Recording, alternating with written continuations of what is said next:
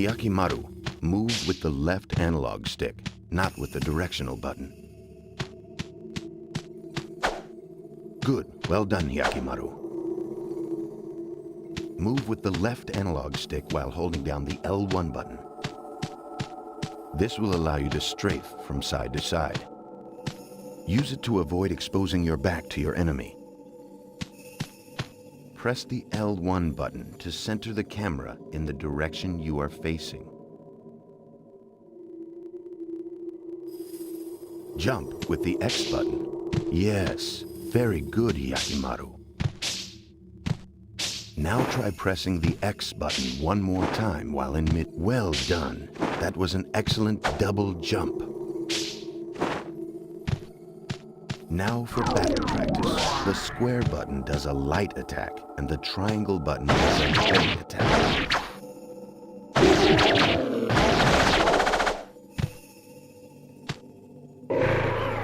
You're a quick learner.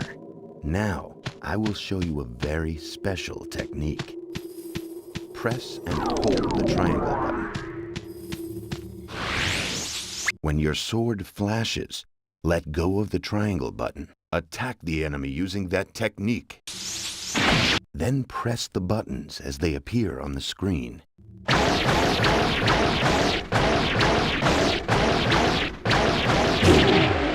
Try it once again, Hyakkimaru. Press and hold. When your sword flashes, let go of the triangle button. Attack the enemy using that technique. Press and hold the triangle button. You are not charging enough. Press and hold the triangle button. You are not charging enough. Press and hold the triangle button. When your sword flashes, let go of the triangle button. Attack the enemy using that technique. Practice makes perfect, Hyakkimaru. Practice as often as you can. Try to get as many slashes as you can. You may be rewarded. Look, your attacks have caused your spirit gauge to fill up. See the blue gauge blinking in the upper left corner. Now, press the square button and the triangle button simultaneously.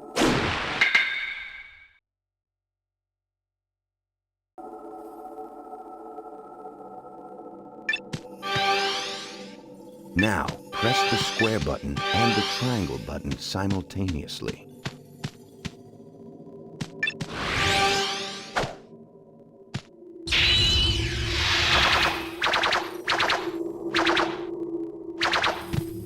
Excellent. You have successfully performed a spirit attack.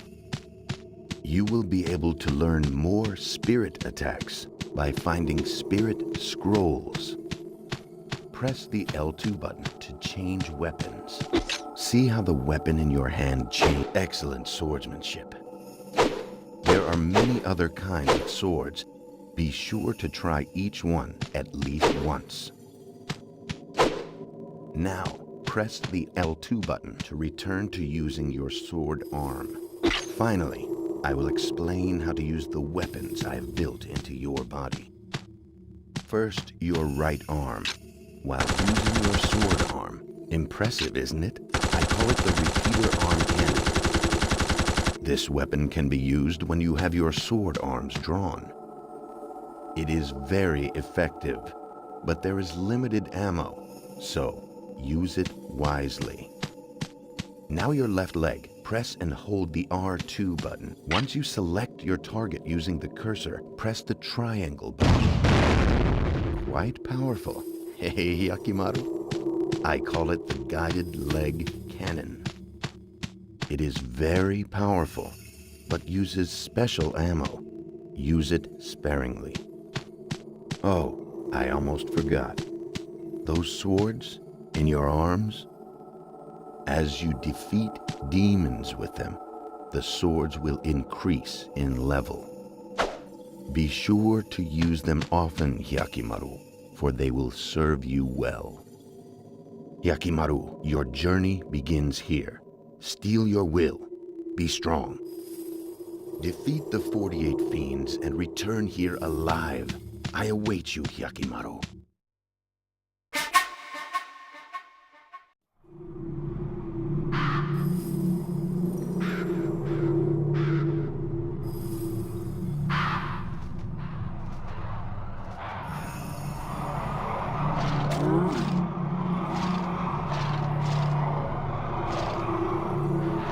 demons. You really think you can kill me? Try me. I will take back all the 48 body parts the fiends stole from me.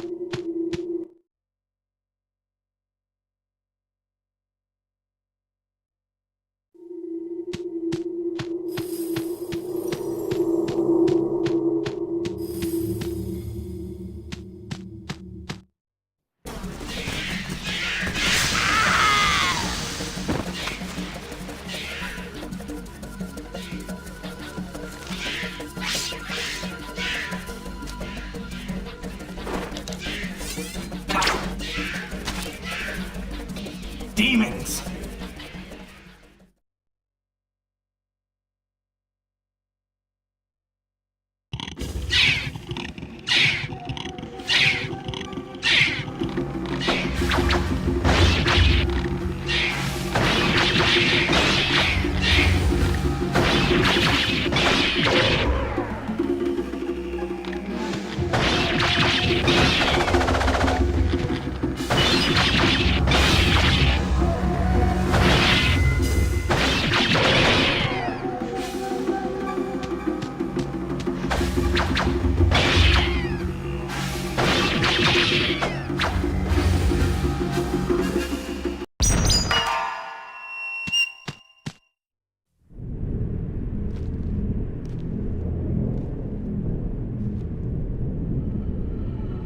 What is that?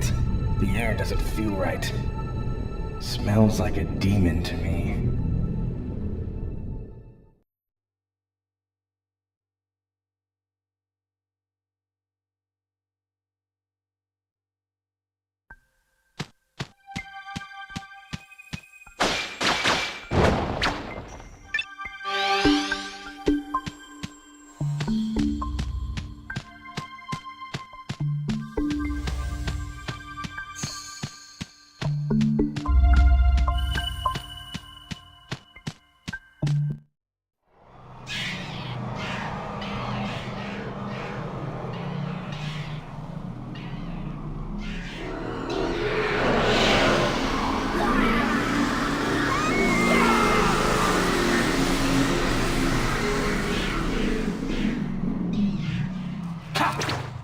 I finally found one.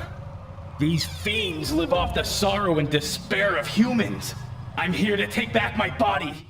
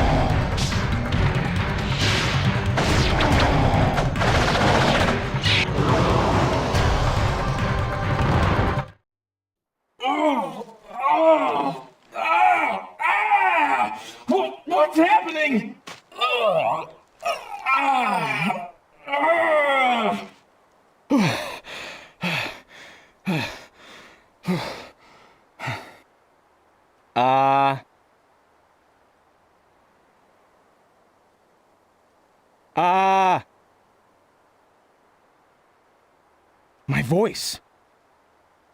It's my own voice. I got my voice back. Ah!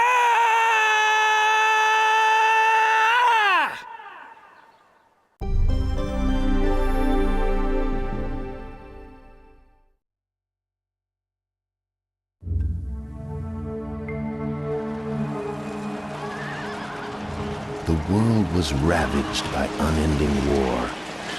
The people cried to the heavens, their hearts full of despair. Unbeknownst to them, the world was at the mercy of a group of vile demons known as fiends. One day, a terrible omen appeared in the sky.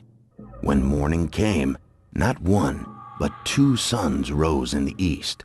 However, while one sun shined more brightly than ever, the other gave off a dull, black light, as if it were but a shadow of the real sun.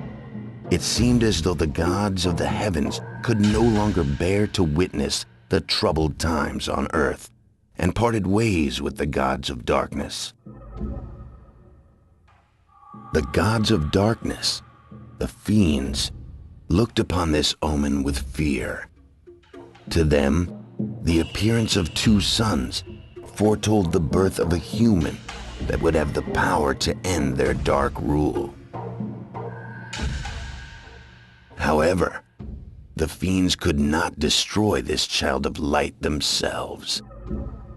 They discovered, however, they could corrupt the child's birth parents. The fiends approached Kagemitsu Daigo, a local samurai, and the future father of the child of light, and enticed him with promises of power. One night, in his dreams, Kagemitsu Daigo saw a vision. In this vision, he was told that he would be given the power to bring order to this chaotic world.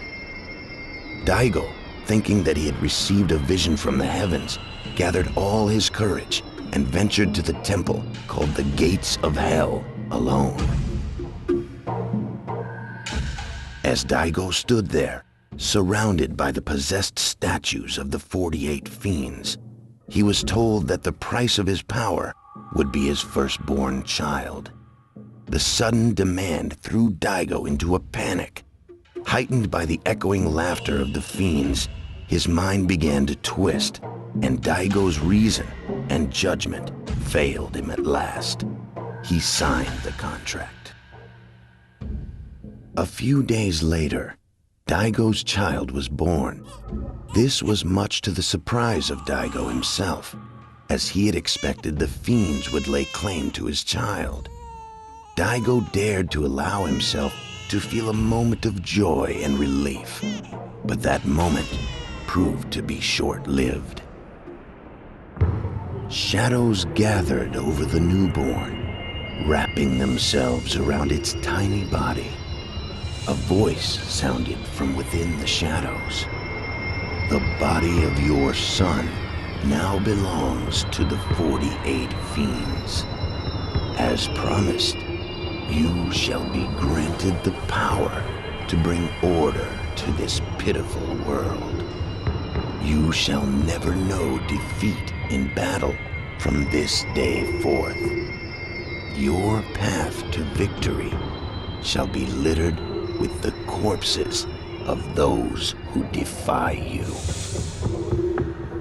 48 parts of the infant's body had been stolen by the fiends. Seeing what happened to his son, Daigo let out a blood-curdling scream in anguish. Suddenly, Daigo sprang into action. He snatched up the infant in his arms, jumped atop his trusty steed, Midoro. His wife desperately tried to stop him, but Daigo shrugged her off and made his way toward the river.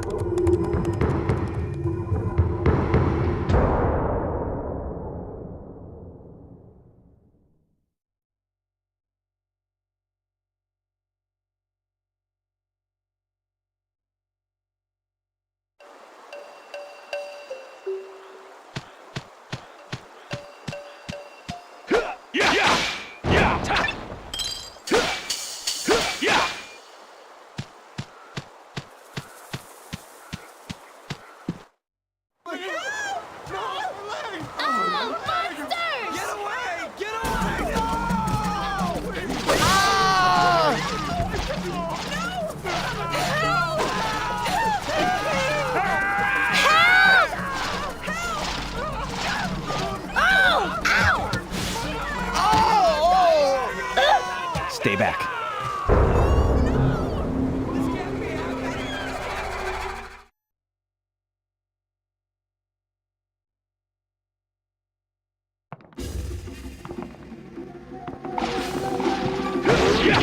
My sword arms have leveled up. My sword arms have leveled up.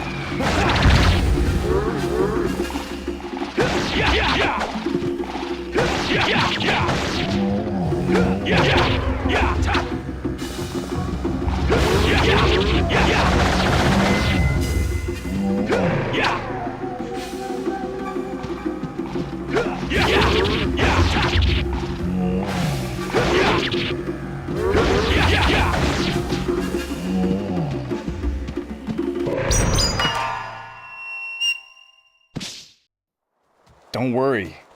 I've killed all the demons. My arm?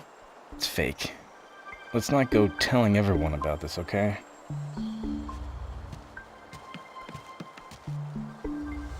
Why are you following me? That sword in your arm. I bet it was forged by a master swordsmith. I don't know. Maybe it was. It works good enough for me. I thought so. You mind if I take it? Take it? You? Don't make me laugh. I am the world-famous thief, Dororo. Come rain or shine, once I set my eyes on a treasure, it's mine. I don't think you get it. This thing is attached to my arm. It's a part of me. You can't get rid of me that easily. I will get that sword. Are you stupid? Staying near me is certain death. You saw them, didn't you? I'm haunted by ghosts and demons. Well, the world-famous thief is afraid of nothing. Thief or not, don't follow me.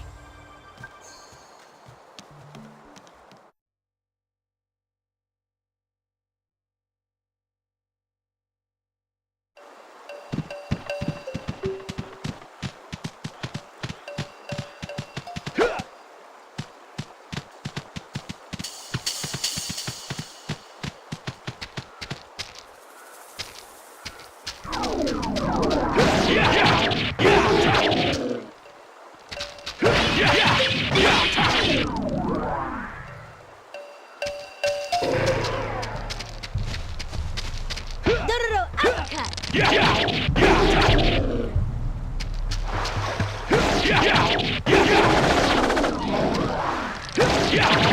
Dororo uppercut.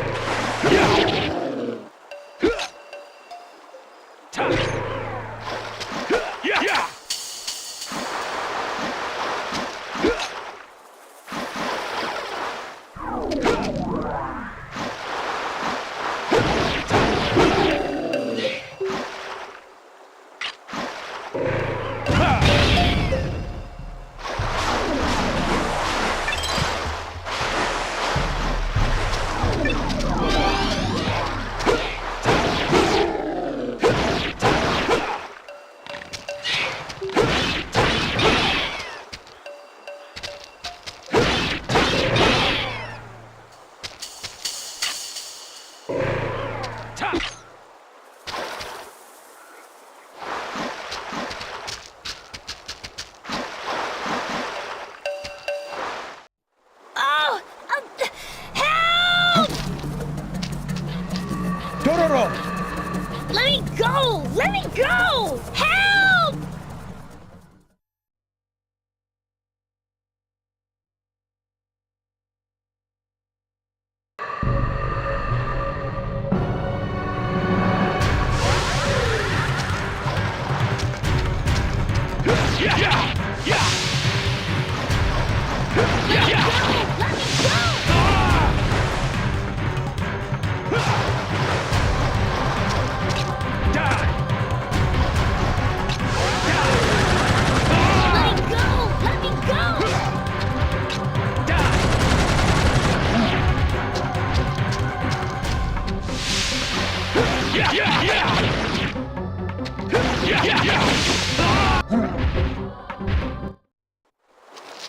Thanks for your help. I'll cover your back.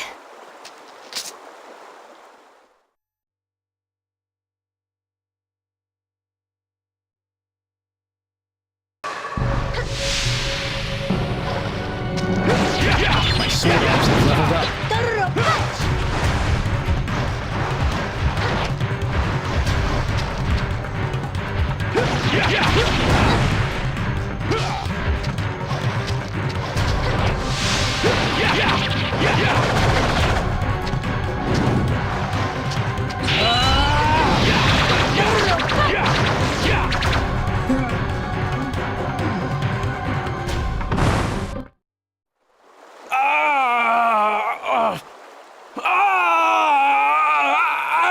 My eye!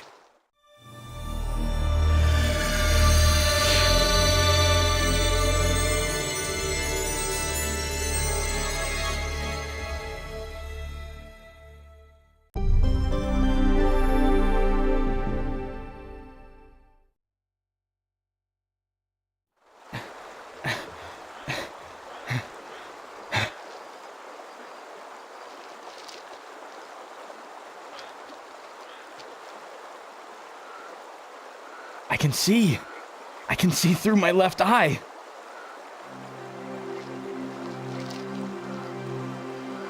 Dororo. You're Dororo. Your voice is a little annoying, but you're a cuter kid than I thought. Hey, is that your eye? Go ahead, pick it up.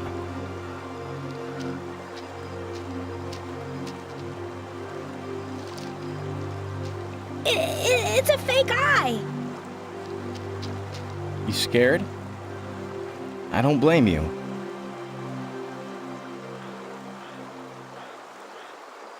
When I was a baby, I was found floating in the river in a barrel. Having returned from his studies in China, the physician Jukai had been gathering herbs near the river. To his surprise, he came upon a barrel floating by, carrying in it a tiny infant. Perhaps it was his medical training that urged him to save the child, or perhaps it was human instinct, but Jukai did not hesitate but for a second before he rescued the child from the barrel. Yet upon examining the child, he was at a loss for words, for he did not know any medicines that could help this cursed infant. However, as Jukai fed the child, he watched the infant sip at its porridge. He felt its burning desire to live and decided to raise the child as his own.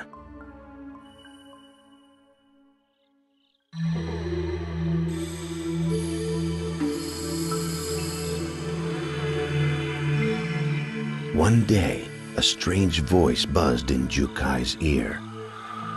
"Feed me, feed me," the voice pleaded.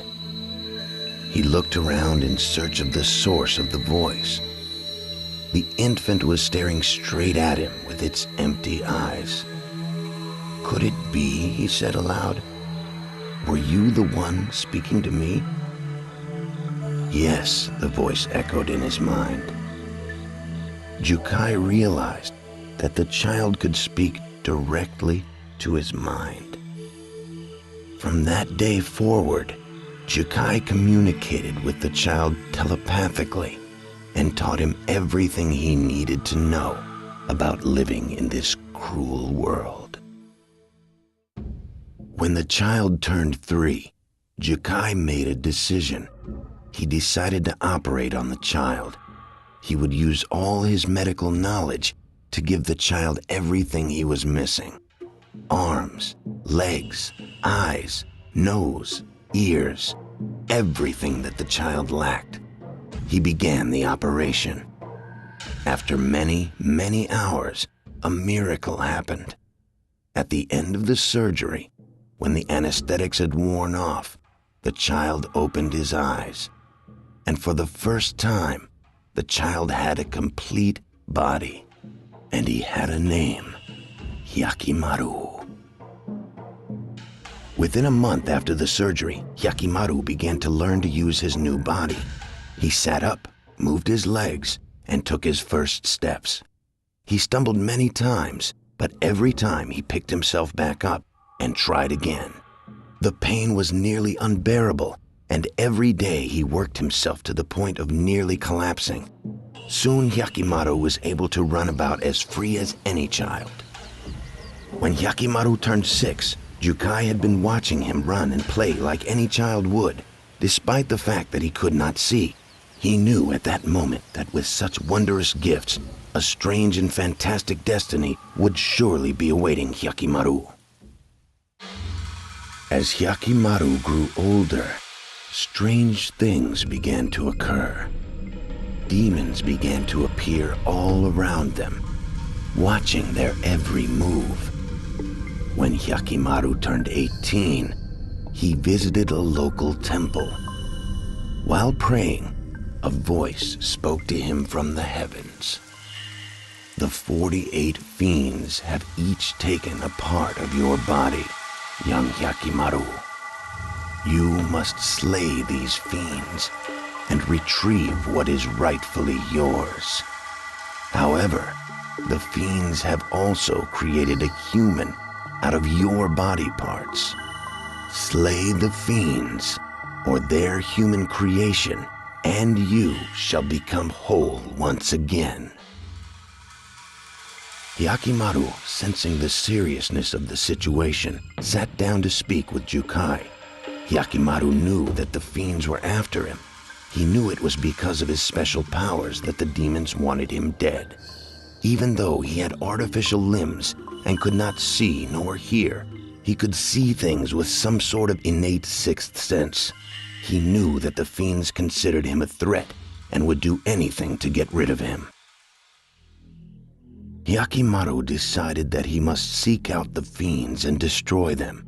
To help him accomplish this, Jukai decided to perform one final operation on Hyakkimaru. He fitted Hyakkimaru's body with various powerful weapons. As Hyakkimaru prepared to set off on his quest, Jukai warned Hyakkimaru of the dangers he was sure to face. He explained that fiends lived off of human suffering and grief. He told Hyakkimaru that if he encountered any peoples burdened with inexplicable pain or suffering, chances are he would find a fiend nearby.